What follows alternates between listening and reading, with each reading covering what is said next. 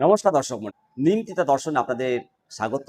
আজকের এই প্রতিবেদনে আলোচনা করব শিক্ষক, সরকারি কর্মী, চুক্তিভিত্তিক কর্মী এবং জনকল্যাণমূলক প্রকল্পের সঙ্গে যুক্ত কর্মী, আশা, আইসিডিএস মানে সমস্ত প্রকল্পের সঙ্গে যুক্ত কর্মীদের জীবনের সঙ্গে ওতপ্রোতভাবে জড়িত সবচেয়ে গুরুত্বপূর্ণ তিনটে বিষয় রয়েছে। সেই তিনটি বিষয় নিয়ে আলোচনা করব। বকেয়া ডিএ, বেতন বৃদ্ধি, স্কুল পরিদর্শন, সারপ্লাস, শিক্ষক পুনর্বিন্যাস, আশা আইসিডিএস কর্মীদের ভাতা সংক্রান্ত সাম্প্রতিক প্রশাসনিক পদক্ষেপের কিছু গভীর ও পূর্ণাঙ্গ বিশ্লেষণ থাকছে আজকের এই প্রতিবেদনে। তো প্রথমেই আসা যাক স্কুল শিক্ষা দপ্তরের সাম্প্রতিক প্রশাসনিক নীতির কথায়। বিদ্যালয়গুলোতে ছাত্র শিক্ষক অনুপাত পিটিআর বজায় রাখা এবং সারপ্লাস টিচার চিহ্নিতকরণের প্রক্রিয়া ইতিমধ্যে জোর কদমে শুরু হয়েছে। বিশেষ করে হায়ার সেকেন্ডারি, মাধ্যমিক এবং প্রাইমারিতে বয়সের ক্রম অনুসারে সারপ্লাস শিক্ষক চিহ্নিত করা হচ্ছে। একই সঙ্গে জিরো এনরোলমেন্ট স্কুলগুলোর পুনর্বিন্যাস করা হচ্ছে।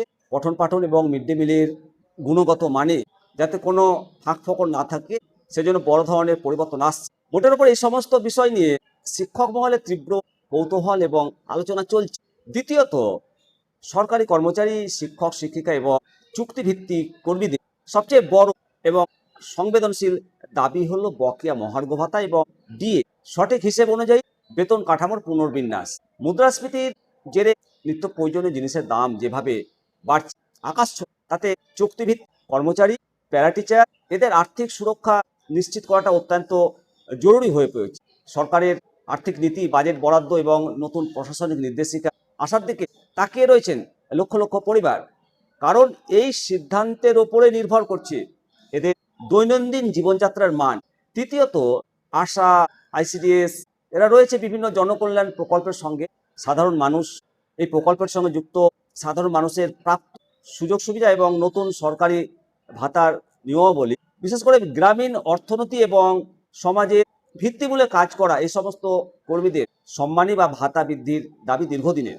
তো এই ধরনের জনকল্যাণমূলক প্রকল্পগুলোর প্রতি সাধারণ মানুষের আপডেটের প্রতি অত্যন্ত আগ্রহ সবসময় থাকে, কারণ এগুলো সরাসরি সাধারণ মানুষের মৌলিক অধিকার এবং জীবিকার সঙ্গে যুক্ত। তো বন্ধুরা, এই সমস্ত প্রশাসনিক নীতি এবং ডিএ জনকল্যাণমূলক প্রকল্পের আপডেট নিয়ে আপনাদের নিজস্ব বিশ্লেষণ, কোন বিষয়টি আপনারা সবচেয়ে বেশি গুরুত্বপূর্ণ বলে মনে করেন, কমেন্ট সেকশনে অবশ্যই আপনাদের মতামত জানাবেন। ভিডিওটি ভালো লাগলে লাইক করুন এবং সহকর্মীদের সাথে শেয়ার করুন। জয় হিন্দ, বন্দে মাতরম, ভারত মাতা কি জয়।